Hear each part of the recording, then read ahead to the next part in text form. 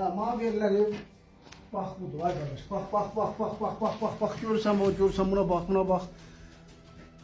Bunun Cənab Prezident bunların qaçqınlara verdiği ev bak budur. Bak bu. Mənə veriblər. Bu evdə insan yaşayar bu. 60-cı illərin evidir. Baba buna bak. Rövşən İzdayevin verdiği ev bak budur.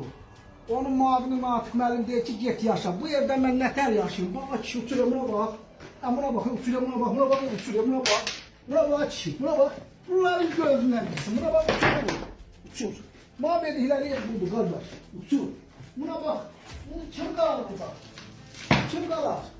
Kim qalar da bu evdə? Buranı da çəkər. Bunların verdiği ev budur bak.